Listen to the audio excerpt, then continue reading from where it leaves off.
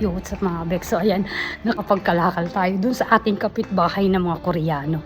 Kasi lilipat daw sila. Lilipat na sila. Ayun oh. Ayun oh, nagtapon sila ng mga basura. Ang dami, may electric fan, cabinet, extra busa.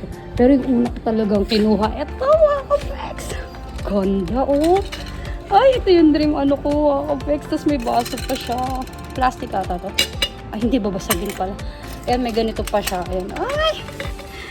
So, papasok ko muna dun sa loob. Pero tapos, ano ang tawag dito? Nagsabi naman ako na kung pwede akong magkalkal dun mamaya.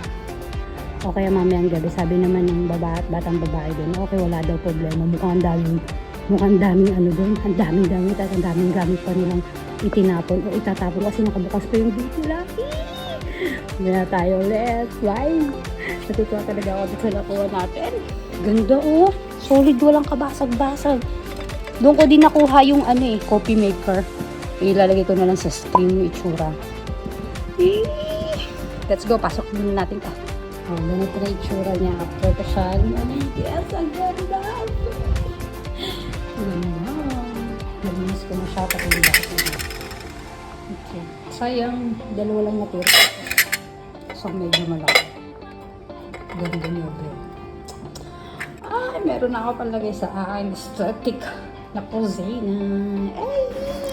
At dito nga sa susunod na video na to ay kasama na natin si Tintin. Galing yan sa off day pero palag na palag pa din pagdating sa pagkakalkal. Kasi nga ang ganda at ang dami naming nakalkal talaga dyan.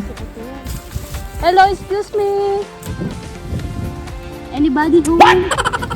Ay, gitara ba to? Electric fan pa. Tapos may ano pa, oh. Oo, gitara.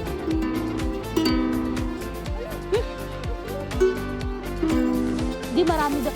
May mga gamit daw to, sabi niya. Sabi ng batang babae. Go team! Go team! Bilis ano? Baka abutan ka ng amo mo. At dito nga nagumpisa na kami magkalkal ni Tintin. Ang una namin nakalkal itong mga bag, mga eco bag. Marami din kami nakuhang bag dyan na eco bag dyan. Tsaka si Tintin may mga bag din siyang nakuha dyan. At ayan na nga, binitbit ko na yung bag na yan, ay yung plastic na yan, papunta dito sa may gate namin para mas madali siyang anuhin, kalkalin. So bit-bit, tapos bagsak, tapos kuha ulit. Gano'n na sistema namin si Tintin dyan. Run.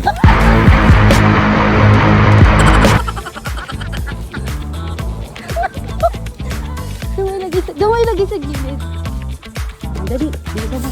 Habang wala pa yung amo mo.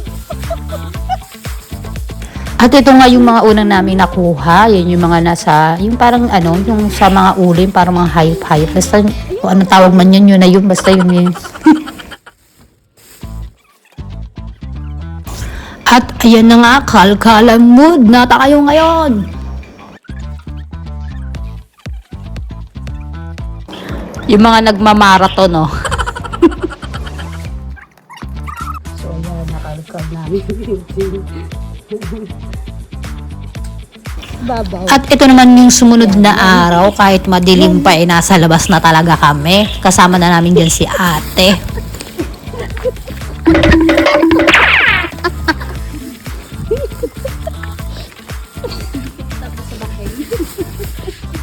Ayaw papigil, madilim na putang ina. So sa aming round po, ito mga nakuha namin yung stop toys. At yung ibang mga nakuha kong laruan ay may mga box pa. At talagang parang hindi talaga siya nabuksan. O hindi man lang talaga tinignan, binili lang, ganun. At ayan nga dito, sinasabi ko nakatatlong plastic kami ni Tintin na puro stop toys at laruan. So hindi kami nag-expect na makakakuha pa kami ulit dyan. Pero in the next day, ayun si Tintin. Wala na ate. Ewan ko dun sa... Ito na ngayon sumunod na araw, si Ate Alma naman ang ating kasama sa pagkakalkal. Waiting kami dyan. Tambay pa kami dito. Ayan, tambay kami ni Arbien. Ayan. Waiting sa may lalabas doon sa kapitbahay namin maglilipat bahay. Target lock.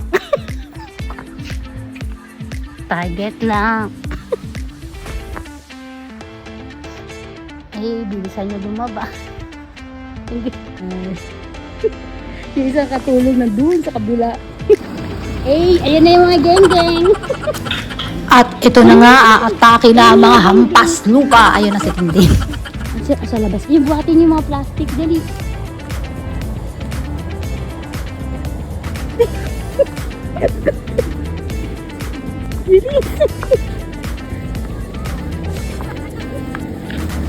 Hey, that's my turn. Vacuum. Yate yun. Ano yan? Comforter din. At ito nga yung mga nakuha ko, piniplex ko. Ito yung sa 4 na pagkakataon naming pagkakalkal. Wala naman tong masyadong wala naman masyadong special dyan. Basahan, frame, yung mga laruan na maliliit, yun lang yung mga nakuha ko dyan. Pero syempre kailangan natin i-flex.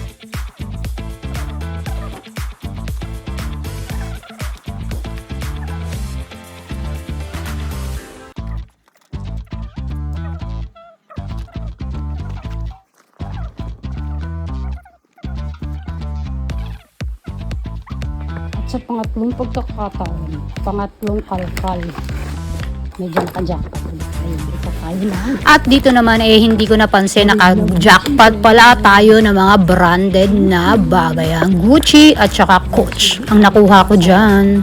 Yung isang bag hindi ko alam kung ano yung pangalan eh. Meron na tayo pang currently. Kalimutan ko kami sa sakina. Cost. Ay, ganda oh. Okay.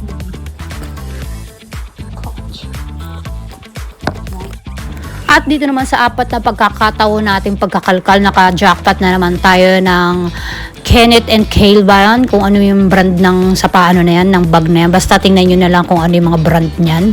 So naka-jackpot tayo sa pang-4 na pagkakataon.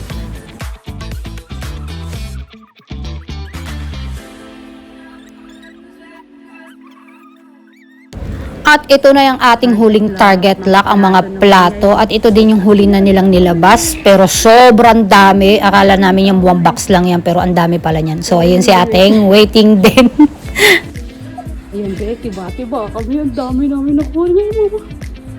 At kung hindi nyo nga ako naririnig ng maayos dyan, ayan, sabi ko dyan, ay tiba-tiba kami, sobrang saya talaga ng baklang ito.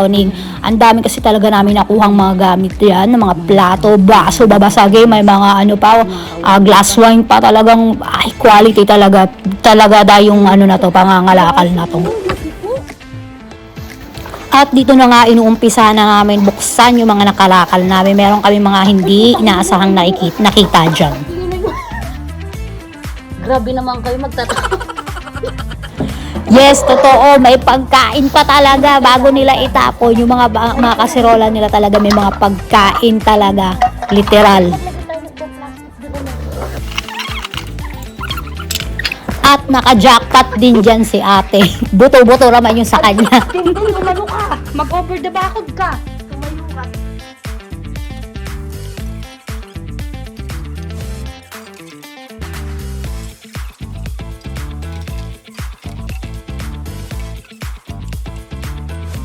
So ayan, nalinis na natin lahat. Nahugasan na natin lahat. Ready to pack na yan mga yan. Pagod. Halos 1 oras kalahati ko rin siya nililinis. Ano tawag dito? Hinugasan. Pagod talaga.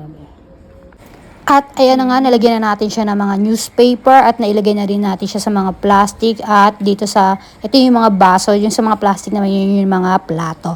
So ayan yung mga glass wine. So ayan, kalkal pa more. Ayaw pa maglubay ha. Wala ka lang hihigaan dito. Kalakal pa. At ito nga palang speaker na to ay ito yung isa sa mga nakalkal ko. Original siya, Samsung. Ang ganda ng tunog niya, grabe, hindi tunog lata. So ayun lang po. Salamat sa mga nanonood. At please follow my page and YouTube channel for more videos. Salamat! See ya!